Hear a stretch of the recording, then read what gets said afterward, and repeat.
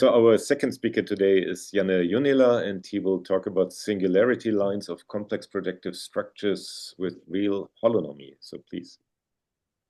Okay, so thanks for the invitation. So title you heard, and this is also based on joint work with Mario, Stefan, and Yilin. So I'm going to talk about some curve systems on the Riemann sphere. Here in the background, can you see my cursor, by the way? Is the mouse visible? Yes, we can. Excellent. So here in the background, you can faintly see an example of such a curve system. There's a very specific one that we studied with Mario, Stefan, and Yilin, and that will be my main example. But in the end, I will also show some other ones. And actually, I will also softly begin with some simple ones. So let's see. So here is my. Oh, I think I lost my. Okay, good. So here is my first example. So a rational Leibniz gate is basically the real locus of a rational function on the Riemann sphere. Often it's also defined as the locus of the unit circle. I mean, where it takes values of constant modulus 1. But if you apply a Möbius transformation, you can as well ask that its imaginary part is 0. So here's a picture of such a thing for some random function I just picked out of my head. So I should explain maybe already now what the colorings mean and so on, because there will be other pictures coming up as well. So here, first of all, the white points, these are the real locus. I will also call the connected components of these lines singularity lines. I don't know if it's a very established term, but anyway, I will use it. The reason is that it's related to the other part of the coloring. So first of all, the red points, they map to the upper half plane. The blue points go to the lower half plane. And then the brightness is given by the density of the hyperbolic metric if you pull it back both from the upper half plane and the lower half plane. And this hyperbolic metric is then singular on this real axis, so that's why these points appear white on the real locus. Okay, so of course you could do this in principle for any function. You don't have to restrict rational functions, but I want to restrict to some nice classes of functions and something that is as analytic as possible. Unfortunately, if I'm on the Riemann sphere, then only the rational functions are kind of globally analytic. So here we come to the second example. And here my function is actually just the sum of logarithms. So I take some endpoints, a1 to an on the plane, and then I center a bunch of logarithms around these points. And for normalization purposes, I multiply by I.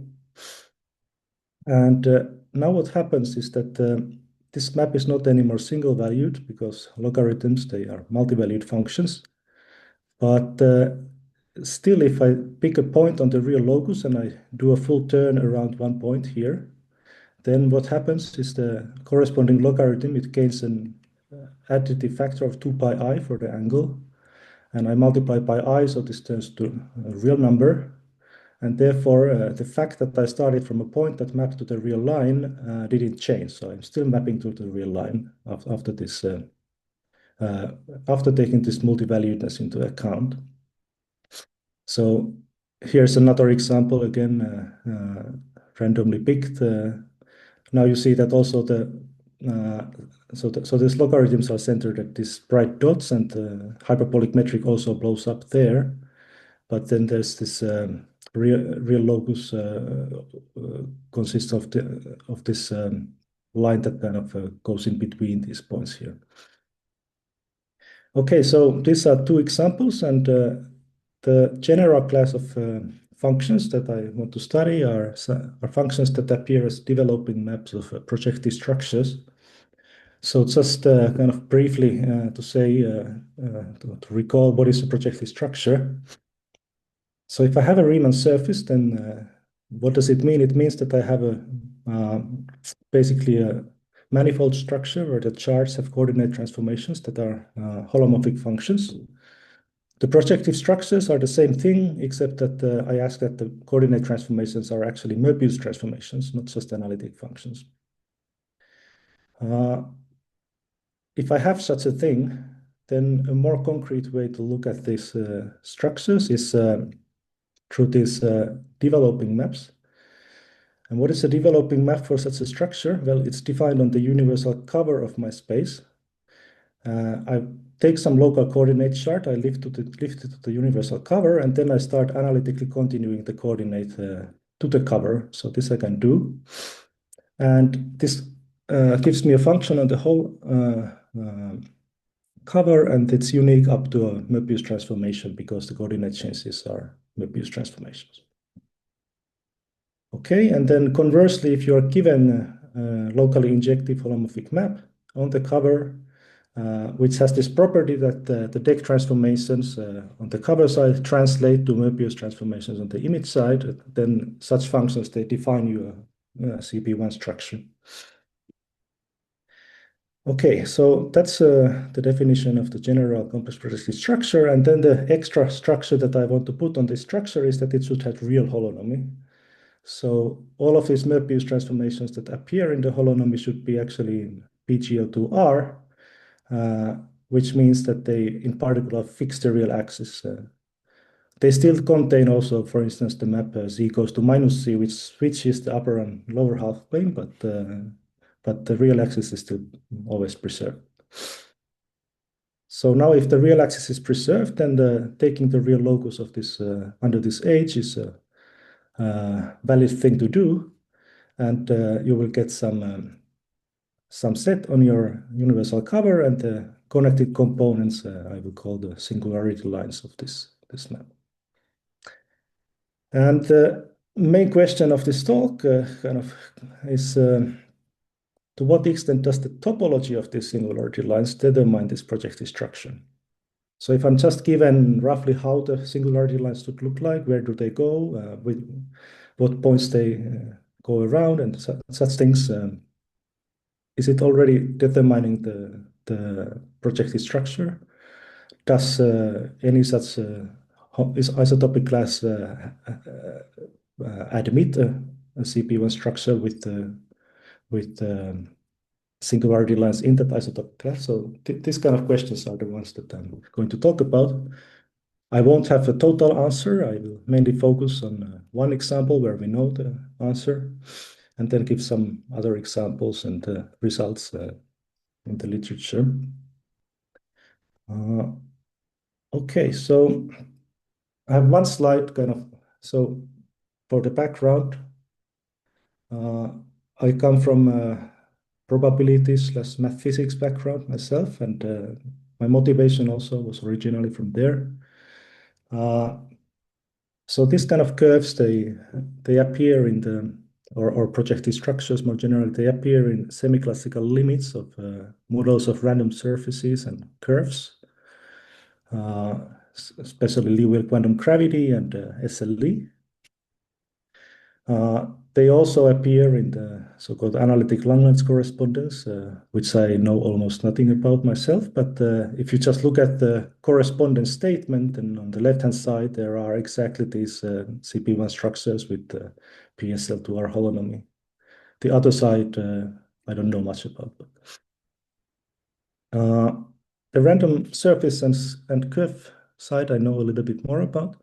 So let me just very quickly try to explain the connection. So Liouville quantum gravity, as I said, is a model of random surfaces, and originally started in the physics literature by Polyakov, and then in the 2010s or so made rigorous by first, there were basically two schools, one from the conformal field theory side, David Kupian and Rohde and Vargas, and other people started by Duplantier and Sheffield, took a more kind of random geometry approach. The make this theory actually rigorous. So nowadays it's a rigorous theory.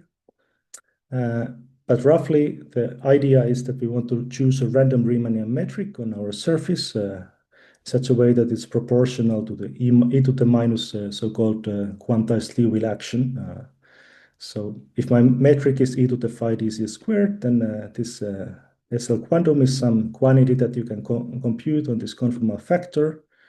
And then you weight your kind of infinite dimensional Lebesgue measure, which doesn't really exist by this. That's a kind of physics way of thinking about it. And you pick your metric according to that measure. Why it actually turns out to work is that this measure is kind of closer to infinite dimensional Gaussian measure, and those things exist, and then you can kind of make sense out of it that way. Okay, but actually the semi-classical limit then is that, roughly speaking, you again turn off the randomness. So in this theory, there is a parameter usually called gamma, which controls how rough this surface is. And if you bring gamma to 0, then as shown by Lacua, Rohde and Vargas, you kind of recover the so-called classical Liouville action out of this theorem. And this classical Liouville action is actually a kind of a classical complex analysis topic as well, related to the uniformization theory, because it is the, I mean, it's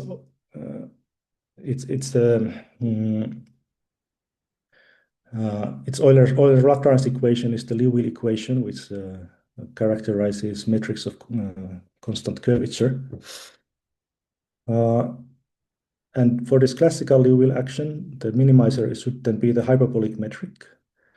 And the hyperbolic metric, on the other hand, you can write in this way. If you take, you uniformize your surface to the upper half plane, then you can pull the hyperbolic metric back just by taking the usual metric on the upper half plane. And now this F is actually the developing map of the so-called Fuchsian projective structure of the surface. For the curves, there's a kind of an analogous story. So there, the analog of this Liouville action is the Lerner energy of the curve. And what I will be discussing is how certain Lerner energy minimizing loops also yield CP1 structures.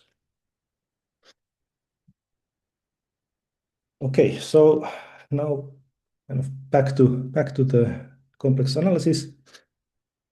Before going to the Lerner energy, I will actually introduce another property which is going to be very much related to the Lerner energy as well, and also related to having this complex projective structures with real holonomy very much.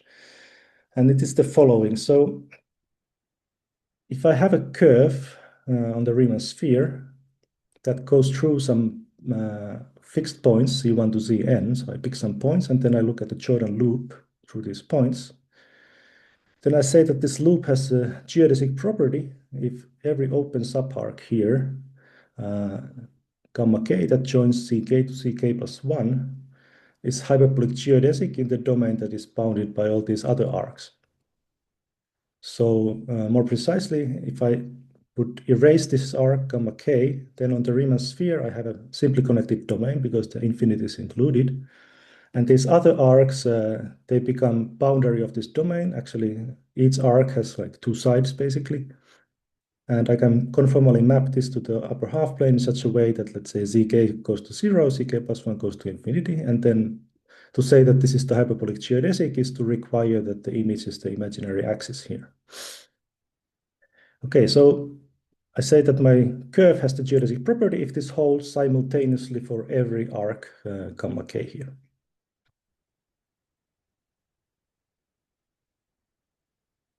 Okay, so this having a geodesic property basically implies that you also have a projective structure. So how does it work? Okay, so there's a lot of text, but maybe I will just kind of look at the picture and explain. So How do I define a projective structure? I should define this developing map. And I begin by taking the interior of my domain and I map it to upper half plane. And now the trick to notice is that if I would erase this gamma k here, then I get this simply connected domain that is has as its boundary both of these sides of these other arcs. And I could map this now to the slit plane where, let's say, I take away the negative real axis and I map this arc gamma k to the positive real axis. So now I get the conformal map from this whole sphere minus these other arcs here. But it still is a map that maps the interior to the upper half plane. So it has to coincide with my original map by a Möbius transformation. So this means that the original map can actually be analytically extended over this gamma k to the other side in such a way that it now maps the other side to the lower half plane. And this same argument you can repeat as many times as you wish. So you can see that along any path here, I will be able to analytically extend my original map in such a way that the two sides always map alternatingly to the upper and lower half planes. Moreover, if you do a loop here, then again, because of this conformal maps only changing by Möbius transformation, you will see that the holonomy of this map consists of Möbius transformation. So it defines your projective structure. And in fact, these Möbius transformations, they keep the upper and lower half planes fixed. So it's actually a projective structure with a real holonomy. Okay. I also don't see the questions, by the way, if there's anything, so just interrupt me at any Yeah, I'll let you know. Okay. So here's the main theorem with Marius, Steffen, and Yilin. What we show is that if you fix the isotopic class of our curve, then there exists a unique C1 smooth Jordan curve, which has this geodesic property. So just to make sure that we are on the same sphere, not on the same page, but the sphere. So if you have just 3 points, then all triangles are actually isotopic. So for instance, here, this second triangle, you can transform to the first one by grabbing this leg and pulling it over infinity to the other side. So you will see that these two things are isotopic. But then if you have 4 or more points, then there are actually infinitely many different non-isotopic curves. And for instance, these two curves are non-isotopic, even though they go, okay, I should say relative, this isotopy is always relative to these points. So you have to keep these points fixed. So these two curves here, even though they go through the same points in the same order, they are non-isotopic. You can kind of try to convince yourself. If you try to do the same here, you would grab this to the other side. You maybe remove this loop around C4 that we made, but you introduce another loop through around C1, so it didn't really help. But it's not a proof, but hopefully convincing enough. Okay, so I will discuss the existence first. And here we come to the learner energy. So it would take me some time to give like a nice introduction to learner energy. So I will actually just tell you what it is, like the shortest possible definition, and then say one property that it has, and because that will be enough for this talk. So just take it as a kind of black box definition. So if I have a loop on the complex plane, then I can, let's say that so this energy is supposed to be Möbius invariant, so I could normalize the loop in such a way that it goes through infinity. And once I've done that, then I can take a conformal map that fixes infinity and maps the two sides of the loop to the upper and lower half planes. And then what is the energy is you get the energy by taking the pre-Schwarzian of this f prime prime over f prime, and the L2 norm of that. And then, okay, you maybe you normalize by 1 over pi. But, okay, so there are many different ways to define the Lerner energy. Maybe the original one was as the Dirichlet energy of the Lerner driving function of the curve, and I think this formula is due to Yilin, and maybe also Steffen. I'm not quite sure in which paper this one was. Anyway, okay, this I already said, and now the important property of this energy is the following. So if I take my loop and I take any subarc of this loop, then I could replace this subarc by a hyperbolic geodesic in the complement of the other arcs, like I explained earlier. And then if I do this, then I will always decrease the energy, or at least not increase it. And moreover, it can only be equal if what I started with was already a hyperbolic geodesic. So if alpha is not a hyperbolic geodesic, then it strictly decreases when I do this replacement. So the minimal Lerner energy is the circle, and you can check that for the circle, every arc is actually a hyperbolic geodesic in the complement of the complementary arc. Okay, so now that we have this tool, then there's a very simple lemma. So first of all, if gamma is an energy minimizing curve, so let's suppose that there exists some energy minimizing curve through my points, then it has to have this geodesic property, and this basically just by what I just said. So if it wouldn't have the geodesic property, I could pick one of these arcs and replace it by the hyperbolic geodesic and would decrease the energy. Okay, and then you just have to see that there is at least one energy minimizing curve. So how do you do that? Well, you just take an energy minimizing sequence. You can always, if you just take your curve smooth enough, it will have finite energy. So there will always be at least one curve with finite energy. So you can take this kind of sequence. And then it's basically a bunch of results due to Steffen and Yilin that we know that if your energy is bounded by some uniform constant k, or let's say L, then also the quasi-conformal distortion K is bounded uniformly. And therefore, it's a normal family, so there exists a limit curve gamma along some subsequence. And this Lerner energy, also when you take the limit along such a subsequence, it can only get lower. And this means that this gamma is then an energy minimizer, and by the lemma above, it has to have this geodesic property as well. Okay, so that's the existence part. Then there's the uniqueness part, and unfortunately, I think I won't have really time to go through the argument properly. I will just say a couple of words. I should say though that it's I think it's maybe the most interesting part of the paper, and there are a couple of different variants of this argument, one infinitesimal one and then kind of a macroscopic one in the paper. So it's basically based on it's a proof of contradiction to begin with. So pick two isotopic curves and you assume that they have that they both have this geodesic property, and then what you want to do is you want to measure somehow the distance of one of these curves from the other curve using some kind of potential.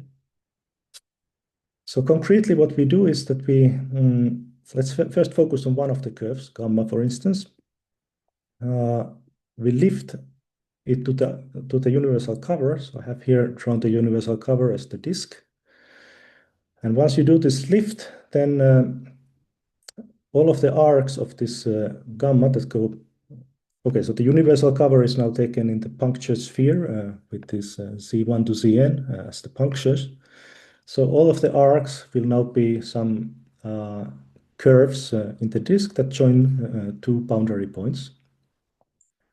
And here is the picture. You get this kind of tree-like picture where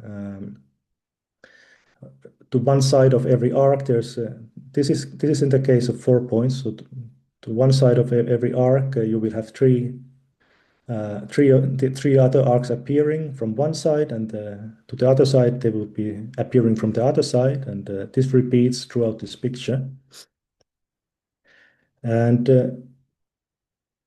okay, so there's a bit of notation, so I will call these arcs G alpha, and then the corresponding domains, U alpha plus and U alpha minus. Let's say U alpha plus could be the interior of the curve, U alpha minus the outside of the curve in the original picture. And then what I do is to every G alpha, I associate an eventually subharmonic function. But piecewise harmonic function inside the disk in such a way that I let its value on this G alpha be 0. And then to the plus direction, I will always increase by 1 once I get to the next arc. So first I define it just on these arcs as integer valued function. And then to the other side, I will decrease always by 1 when I traverse this tree. And then inside the cells, I will just harmonically extend this function. So this gives me now a piecewise harmonic function in the whole disk. It of course blows up when you go towards the boundary. Okay, so then there was the other curve. And we can also lift the other curve to the picture. So now these dashed lines are lifts of the other curve. And the crucial point here is that these two curves, they were isotopic. And since they are isotopic, you can actually lift this isotopy to the disk, which means in such a way that it preserves this boundary. So to every G alpha, there will be some G tilde alpha corresponding to gamma tilde that will have the same endpoints. And this dashed picture here is still isotopic to the solid line picture. And now on these dashed cells, I will construct a function rho, where, again, using a similar procedure, so I kind of construct it first on these dashed arcs, and on the arc G tilde alpha, I'd use the values of corresponding H alpha, and take the absolute value as the values of the function. And I do this on every arc, and then I harmonically extend inside these cells. So now I get another function rho, but notice that this rho actually there's no rho alpha here. It's for every arc it always uses the corresponding H alpha. So now it's just a single function globally defined in the disk, and then the main point of the argument is to actually show that this rho here is bounded and subharmonic, and because it is also invariant under the deck transformations because of the symmetry of this construction, it actually also gives you bounded and subharmonic on the punctured sphere, and then that means that it has to be a constant function, and that kind of locks things in place, and then you still have to work a little bit to show that this constant is actually 0, but that you can do. Here maybe I can say a little bit about this boundedness. So this boundedness is actually not too hard to see, and it is where this C1 assumption comes in. So in the theorem, we said that the curve should be C1, and there are actually curves with geodesic property that are not C1, so they can have logarithmic spirals at the punctures. But if your curve is C1, then if this G tilde alpha here was not bounded, then the only way that it can actually increase is by crossing these solid lines as it approaches this point here. But then if you kind of think about it, what does it mean in the original picture? Once you cross these solid lines, it means that you are crossing the two arcs alternatingly on the opposite sides of one of the CKs. But this is not possible if the curve is C1. So you have to approach one from well-defined direction. The subharmonicity is something that I think would be better to explain with a bit more time. So I will skip that for now. Okay. So let me return to the kind of general picture a bit. So these curves, they also have a nice conformal welding characterization. So if I take the complement of my curve and I denote by omega and omega star the two sides of this curve, then I could consider the conformal map from upper half plane to omega and map G from the lower half plane to the omega star. And then if I look at the composition where I first go by F and then come back with the G inverse, then this gives you the welding homomorphism of the curve. So this is defined on the, let's say, the extended real line.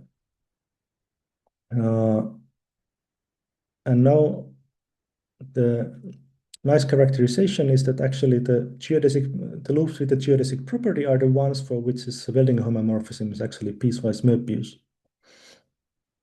So this was already in an earlier paper by Don Marshall, Stefan, and Yilin. What we did with Mario and Stefan and Yilin was to kind of say a bit more about this correspondence, which is that actually this map from this welding homomorphism to the curve is a C1 map. So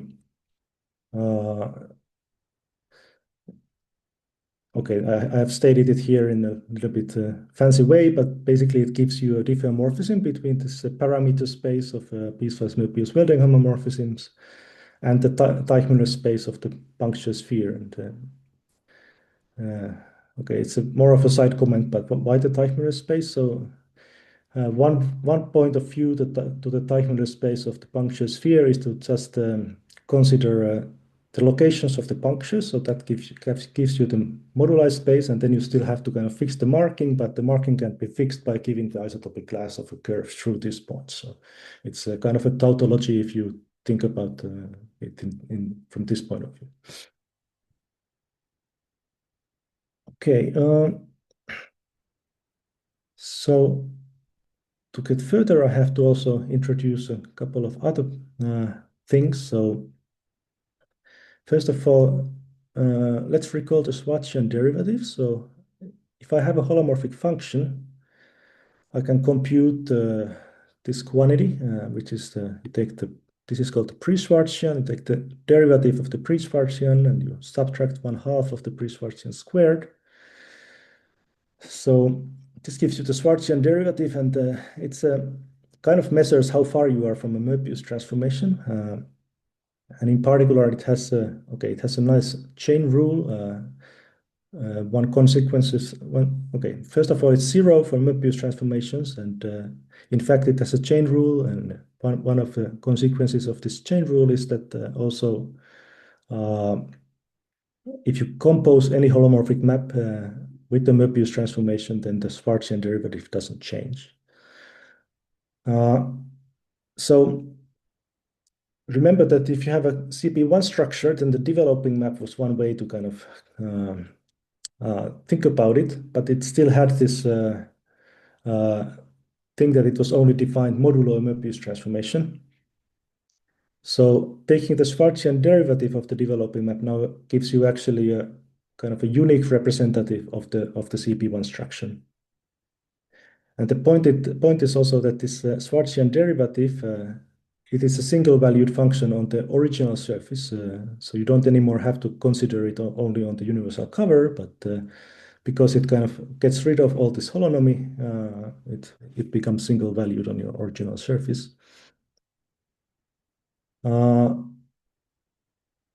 Okay, bit of terminology. So we say that the projective structure is regular if this Schwarzian derivative has at most second order poles at the punctures. This then implies that it's a rational function. So I'm only considering projective structures on the Riemann sphere here for simplicity, or puncture sphere. Okay, and then also if you are given this Schwarzian, then you can recover the H by solving this Fuchsian equation, u double prime equals 1/2 the Schwarzian u. So if you solve this, it's a second order equation, so you should get two linearly independent solutions, u1 and u2. And then it's a bit of a miracle that if you take the ratio of these two guys, they actually have this SH as their Schwarzian. So then the original function will be the ratio composed with some Möbius transformation. Okay, so I think that's probably enough to state a couple of other things. So let's recall this Fuchsian story that I very briefly mentioned at the beginning. So if I'm looking at the puncture sphere, then I can take the covering map to the upper half plane, assume that I have at least 3 punctures. I mean, this is the inverse of the covering map, to be more precise. And okay, it's a multi-valued function, but it has real holonomy, and you can check that this, in particular, this hyperbolic metric on the upper half plane is invariant under this holonomy. So you can actually take the pullback of the hyperbolic metric to your puncture sphere to get the hyperbolic metric on the sphere. And as mentioned in the beginning, this F here is actually the developing map of this very particular Fuchsian projective structure. And its Schwarzian now has to be a holomorphic function on the punctured sphere. And then if you do a bit of asymptotic analysis, you can actually deduce that this Schwarzian has at most second order poles. You can even deduce the coefficient of the second order poles. So, okay, so let's for simplicity map fix one of the points at infinity. Then you can actually show that the Schwarzian will have this kind of form, that the poles have coefficients 1/2, and then there's this first order term, and they have some coefficient ck, and these ck's, they are known as the accessory parameters, and they appear in many different contexts, also like things like Schwarz-Christoffel mappings, and they are kind of notoriously hard to compute exactly. Nevertheless, in this context, there's a quite curious formula relating these accessory parameters to the derivative of this classical Liouville action. So Polyakov conjectured that this ck should be given by the Werdinger derivative of SL, where this SL is the minimal possible value of the classical Liouville action when you minimize over all possible metrics. And the minimizer should be this hyperbolic metric, actually.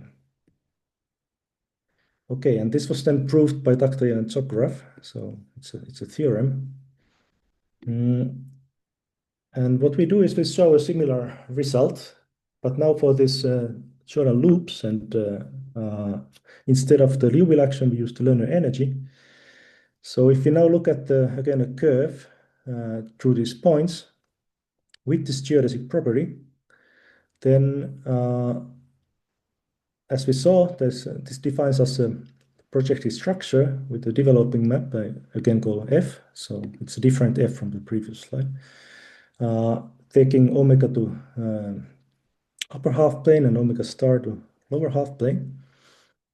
So if I suppose that none of these ck's is infinity, so this time the nice parameterization is that actually we don't fix one at infinity, but instead keep all of them finite, then the Schwarzian takes the following form. So this time there are no second order poles at all. There are only first order poles. And there these coefficients ck are again given by the Werdinger derivative, but now it's the derivative of the minimal Loewner energy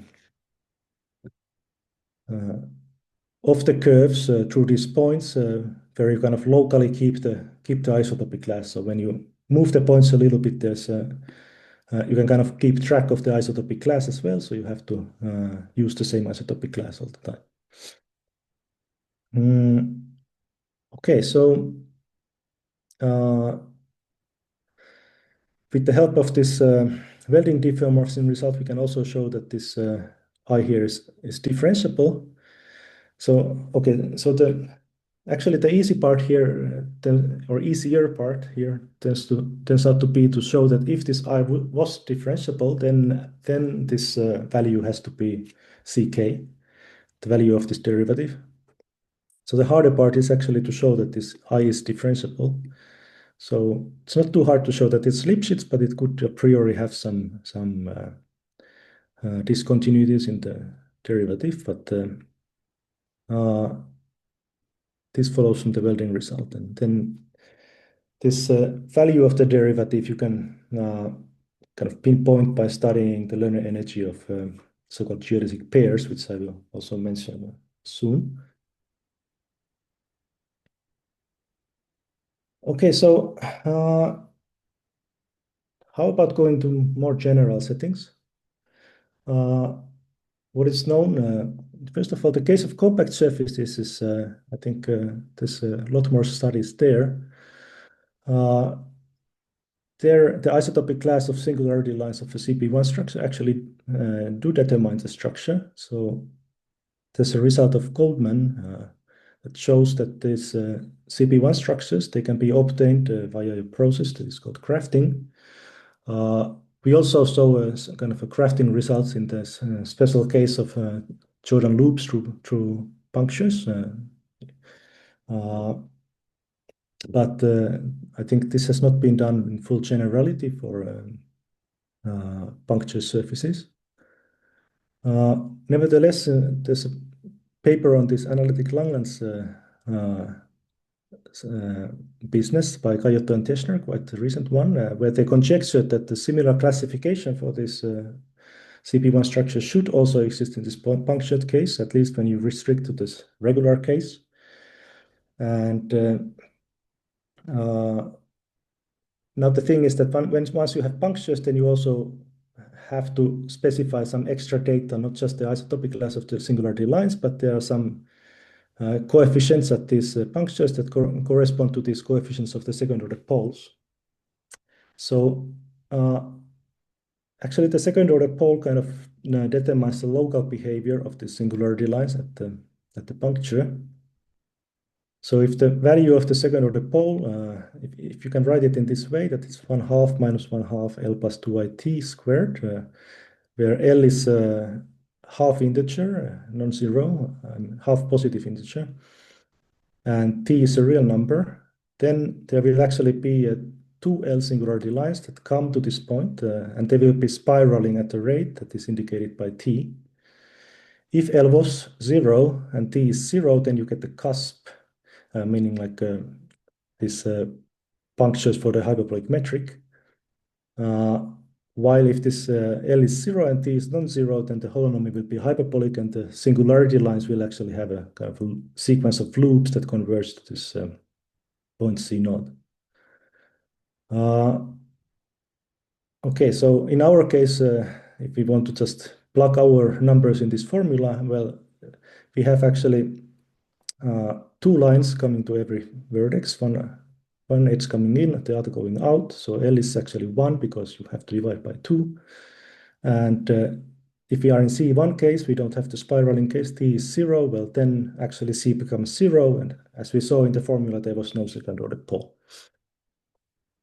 Okay, so before I go further, of course, there's a question like, why don't we just use these Schwarzian derivatives to parameterize our CP1 structures? And the issue is that, okay, they are a very good way to parameterize them in general, but once you want to ask for this property of having a real holonomy, then it becomes really hard to track what kind of Schwarzians correspond to curves that would have real holonomy. So it's a very intricate thing. Whereas this crafting perspective, for instance, is much more hands-on in that respect. Okay, so I think I have 5 minutes, but I think that's probably perfect. So there are a lot of slides, but they are going to be quite quick. So I mentioned this geodesic pair map. It appears in this earlier paper by Don Stefan and Yilin. So what is the geodesic pair map? It's a map from the unit disk to the complex plane. And what it does is that in the disk we have we have fixed the origin, the center of the disk, and then we have fixed 2 points on the boundary.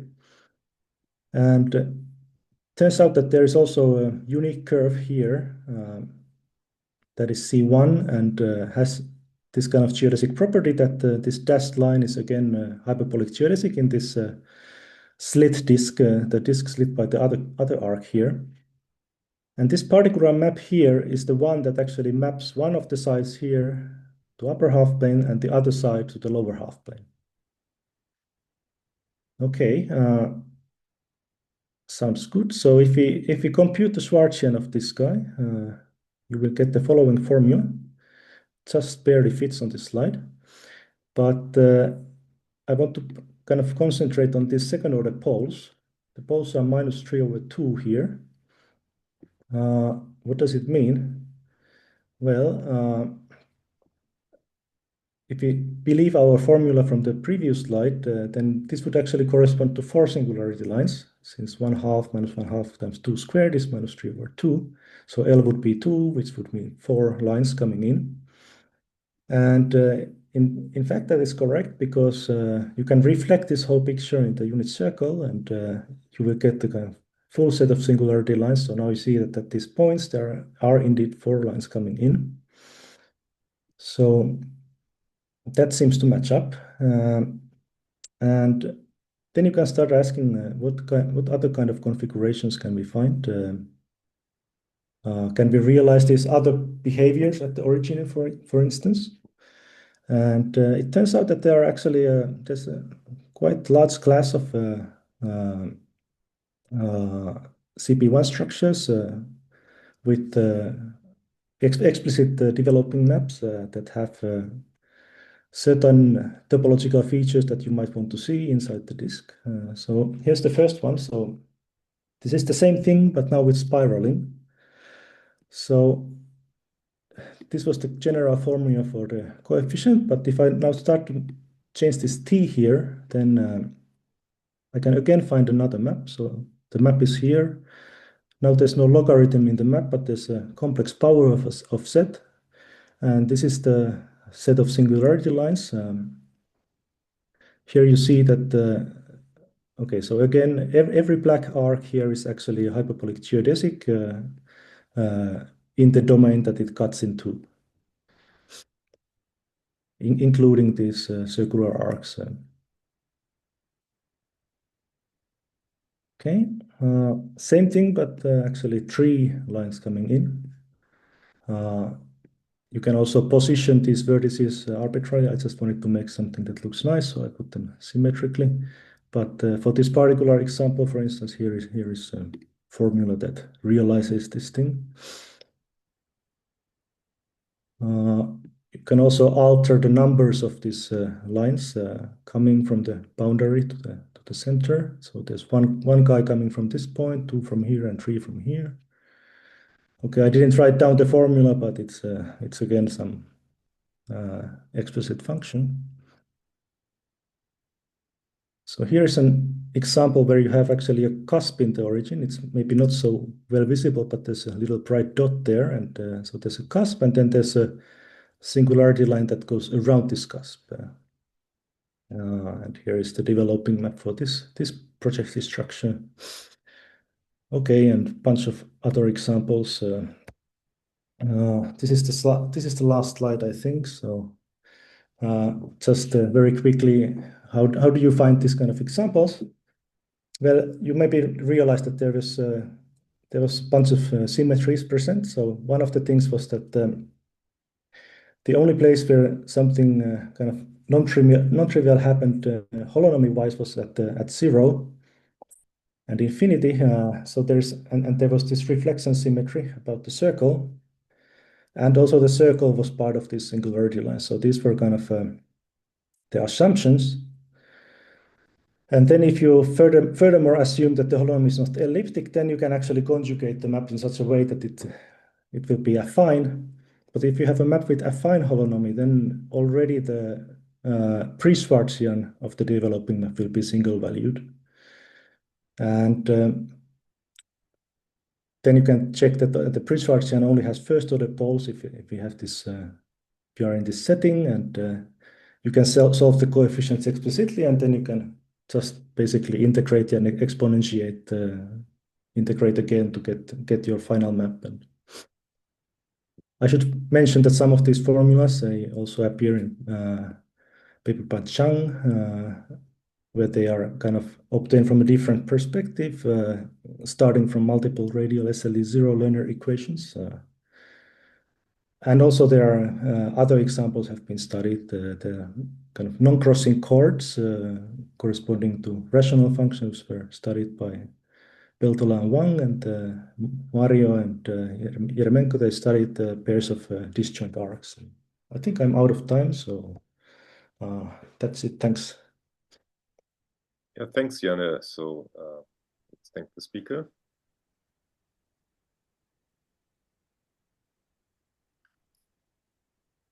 So let me start the discussion. So comments or questions?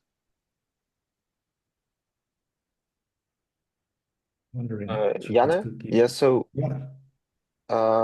thanks for a great talk. I wanted to ask, maybe I missed this during the talk, but so let's suppose that you have finitely many branching points, like for your singularities. So like is there like some description of what kind of possible, I don't know, like graph structures that you could have or something like? That's a good question. As far as I know, no, but not in the literature. I haven't found anything, but I think that basically I don't have any counter examples to any graph. Let's put it this way. So there might not be really restrictions. Thank you. You can also have, like there were some examples, you can also have these isolated vertices and so on. Yeah, other comments or questions?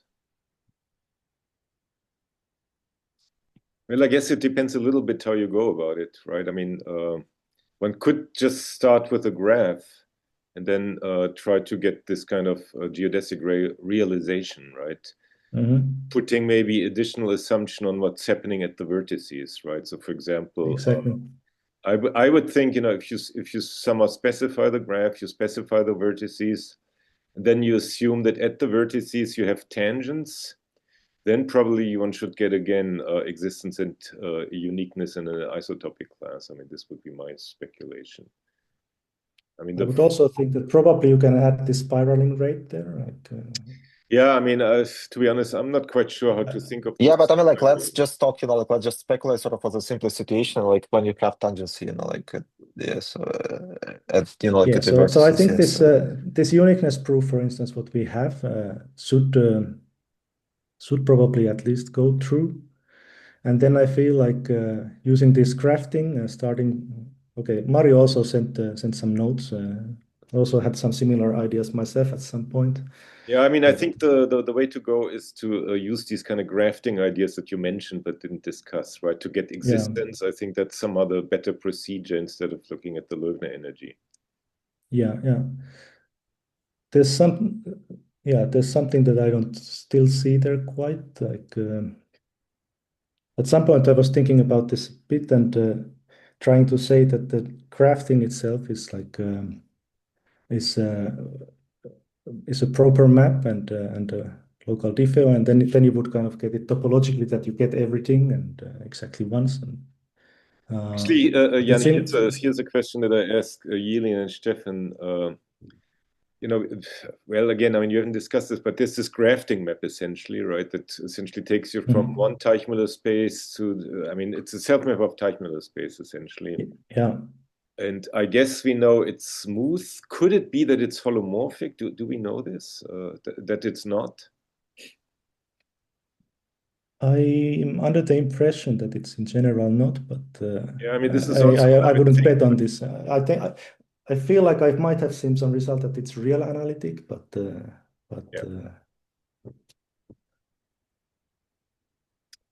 okay. So other comments or questions? So I mean, okay. So the solution, I mean, the realization of these geodesics are kind of the minimizer of the Loewner energy.